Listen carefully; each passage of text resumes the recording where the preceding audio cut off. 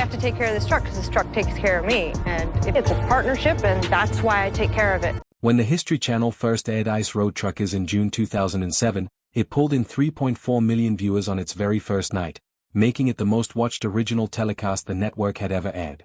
For 11 seasons, millions of people tuned in every week to watch fearless men and women haul massive loads across frozen lakes and treacherous Arctic highways in temperatures that could drop to 60 below zero. These were real people doing one of the most dangerous jobs on Earth, and audiences fell in love with their personalities, their grit, and their stories. But here's what the cameras didn't always capture: the lives those drivers lived when the lights went off and the crew went home. Some of those stories are inspiring. And some of them are absolutely shocking. In 2025, as the show makes its long-awaited return with Season 12, fans are asking the same question: what really happened to the cast? Where are they now? And what about the ones who are no longer here to see the comeback? Because the truth is, since Ice Road Truckers wrapped its 11th season in 2017, some of its most beloved cast members have died, others have faced the justice system, and at least one saw his life and career shattered not by the ice, but by something far more preventable. So let's get into it. These are the real stories behind the cast of Ice Road Truckers, the deaths, the legal battles, and the legacies that fans deserve to know about. If there's a story that captures the cruel irony of the ice road trucking world, it belongs to Jack McCahan, a man who spent years hauling freight across one of the deadliest stretches of highway in North America, only to lose his life on that exact same road.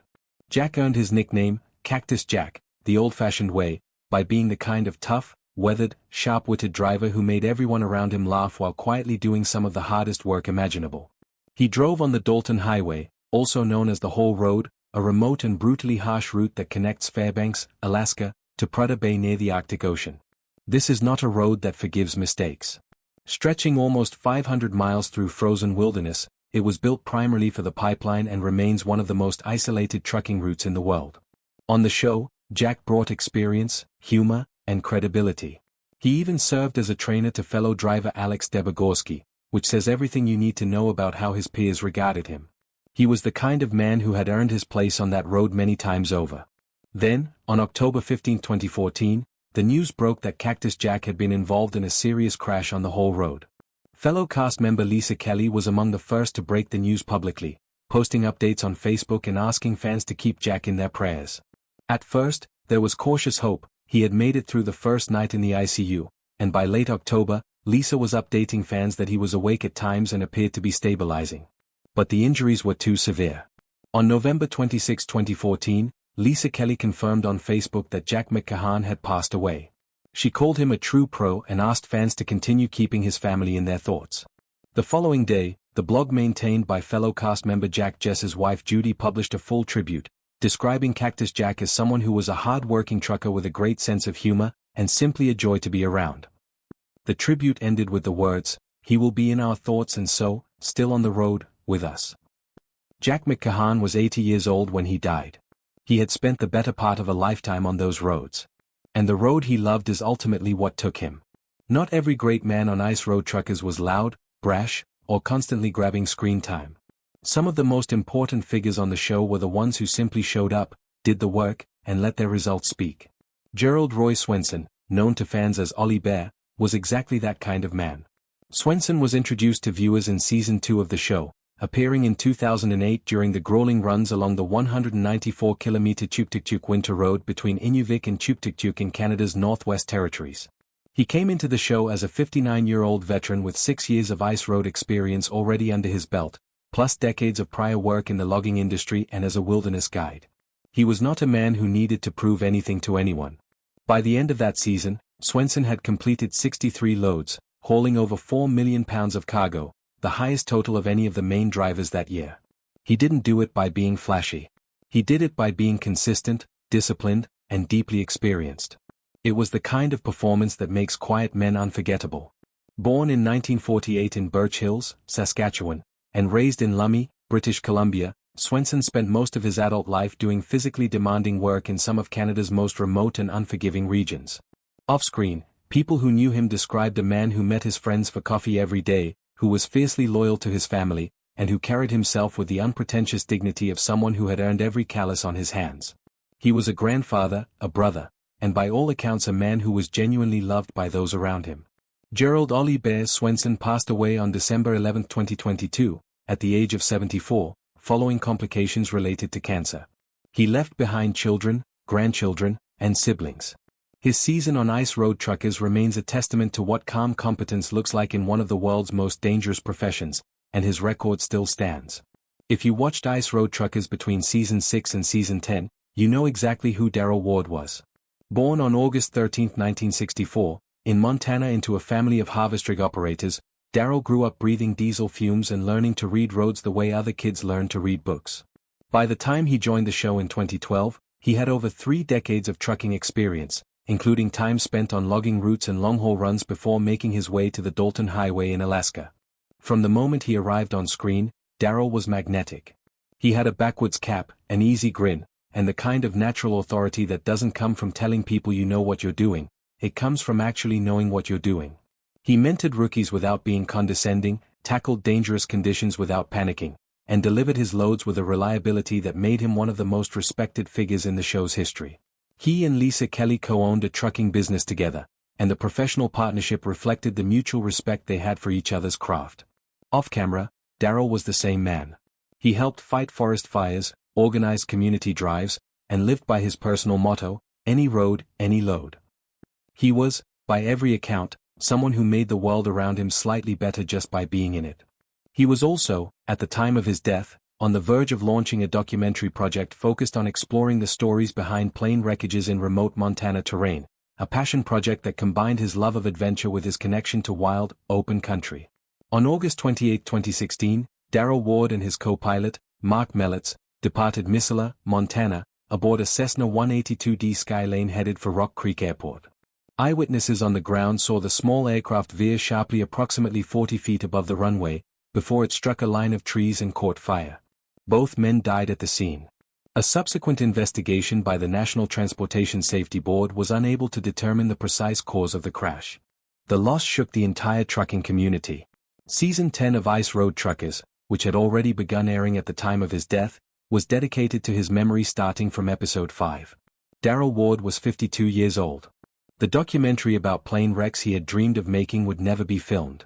The co-owned trucking business he and Lisa Kelly had built together was left for her to carry forward alone. And a personality that had lit up a television screen for 5 seasons simply went quiet. Not all the stories from the Ice Road Truckers cast involve tragedy on the road. Some involve the choices people make when the cameras aren't rolling and the spotlight has moved on. Art Burke joined the show in Season 7 in 2013, and over 38 episodes spanning 5 seasons he became one of its most popular personalities. A scrappy Canadian trucker with an unfiltered mouth and a skill set that genuinely matched his confidence, Burke had a way of making even the most terrifying moments on the ice feel almost entertaining. Fans loved him. His fellow drivers respected him. And when the show ended in 2017, there was no reason to think his story was headed anywhere but forward. Then came November 2018.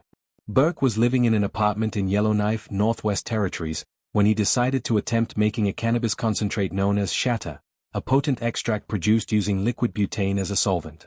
The problem with butane, as anyone with basic chemistry knowledge will tell you, is that it is extraordinarily flammable. A single spark at the wrong moment is all it takes. That spark came. The resulting explosion was so powerful that it was felt by people blocks away. Burke's apartment was destroyed, and the building, which largely housed elderly residents, sustained damages ultimately estimated at over $60,000. Burke himself suffered second-degree burns covering approximately 40% of his body and spent 12 days recovering in Stanton Territorial Hospital in Yellowknife. When the legal process concluded, Burke pleaded guilty in 2020 to the charge of arson by negligence. In court, he said of the incident, "In one heartbeat, everything I worked for vanished."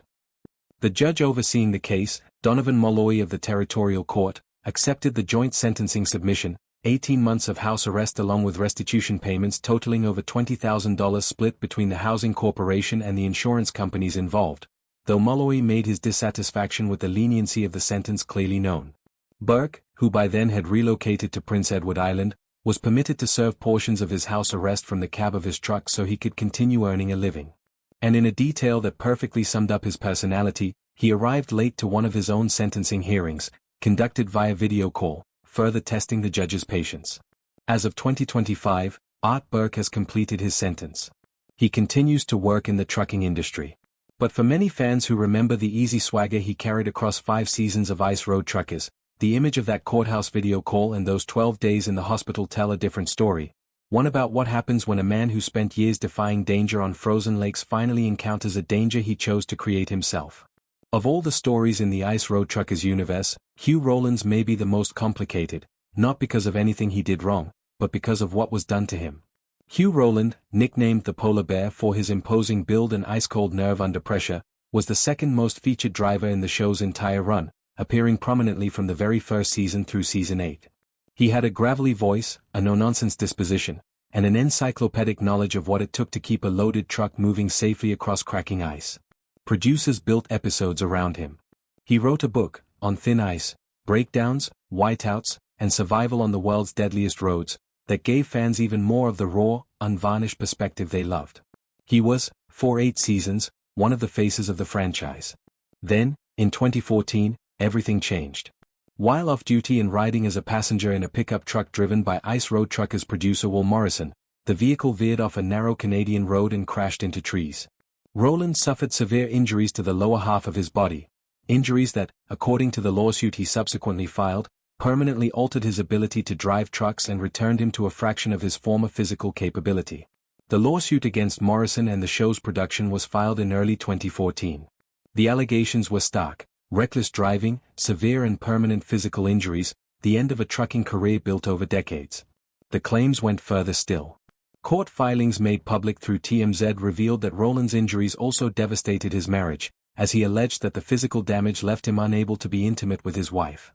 The combination of career destruction and personal loss made the suit one of the more heartbreaking chapters in the show's off-screen history. Rowland never appeared on Ice Road Truckers again. The network quietly wrote him out, and the lawsuit, which was never fully publicized, appears to have reached some form of resolution, though the terms remain private. His trucking company, VP Express, eventually went quiet on social media and online directories.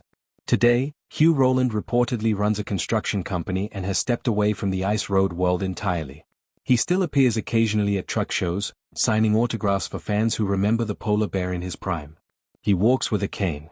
And the career that made him one of the most recognizable faces in trucking television ended not on the ice, but on a quiet road when a producer lost control of a wheel.